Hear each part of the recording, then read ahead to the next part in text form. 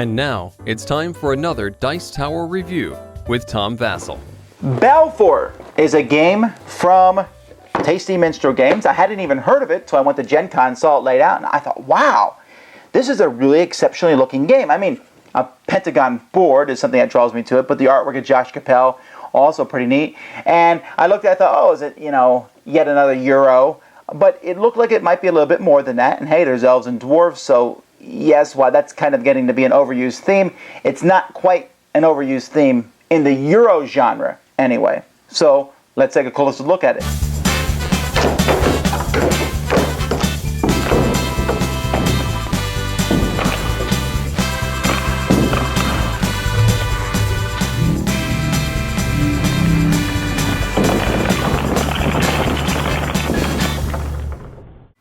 There's a lot going on in this game. There's a lot of pieces, but it's not as complex as it looks.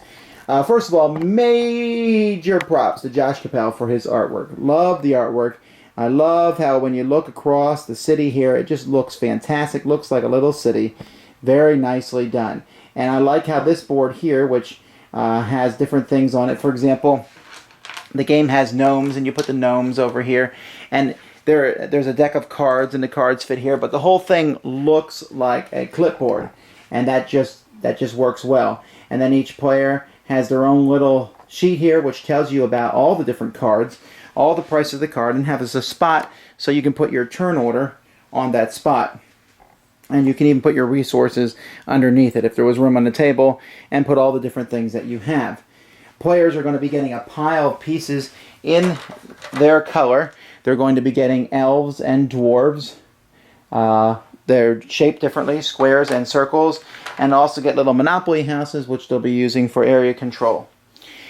Now, what players are trying to do basically over the course of this game is one of the places they're going to be sending their elves and their dwarves is up here. And you can see some spots the elves can go to, and other spots the dwarves can go to, and some spots you need an elf and a dwarf working together.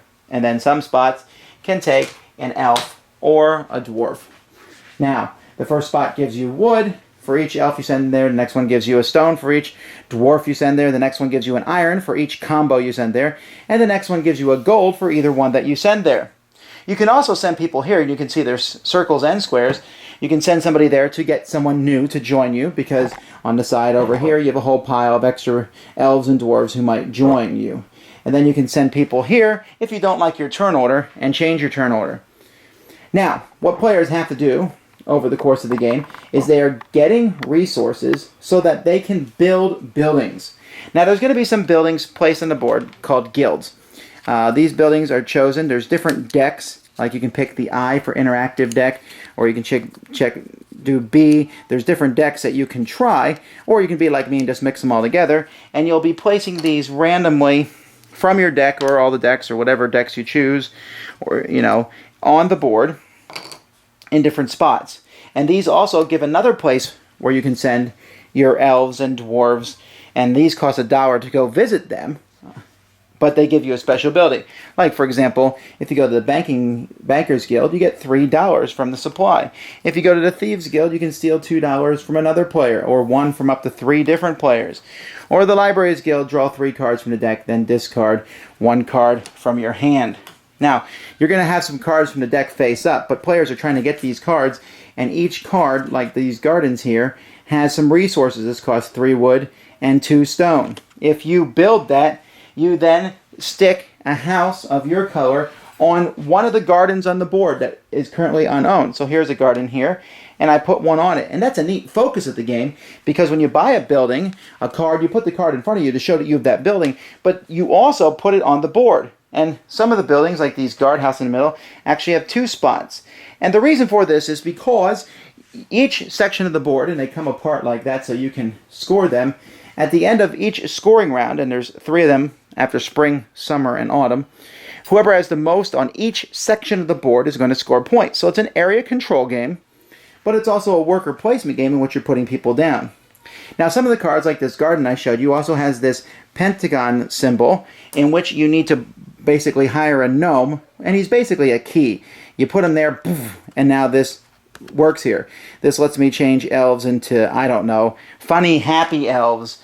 And the elves can then be upgraded to what we call super elves.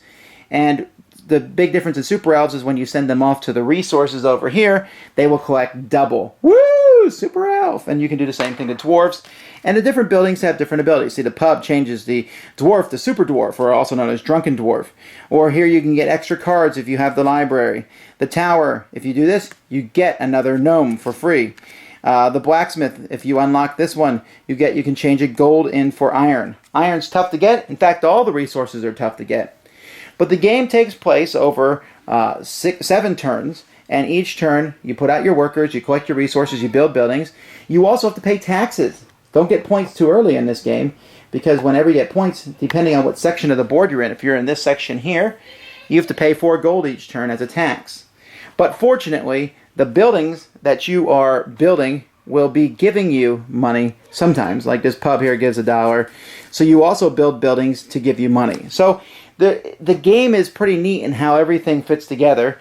At the end of the game, whoever has the most points gets the key to the city.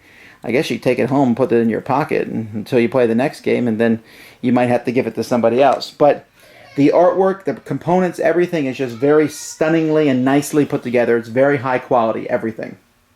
Well, I have to say, this is my style of Euro. I like the fact that there's those interactive guilds. In fact, if I'm playing, I think I might throw those in more often just so there is some interactiveness. I like the fact that it's a worker placement, but it's not this heavy worker placement. You have a few buildings you're going to go to, and then you're going to send the rest of your workers to go get resources.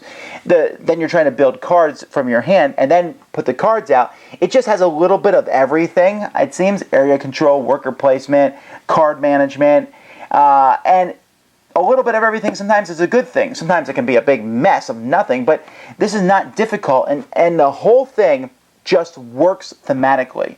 Why am I putting this piece here? Because that dwarf is going out to work in the mines. Why am I putting this guy in the building? Because you need someone to run that building. And it just makes sense. And because of that, because of the good artwork, and because of the simplicity of gameplay, I mean, I think this is an excellent family game. It's good. It could be a little bit long with some people, just because you could drag it out, especially with deciding where to put your buildings and such. But if you play it with people who kind of know what they're doing, let's keep going and such, this is a really good, solid Euro game, and I'm keeping it. It's a good one. Thanks for joining us today.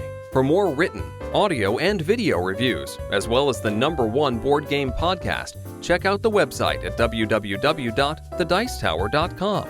Until then, this is Eric Summerer, and you've been watching The Dice Tower.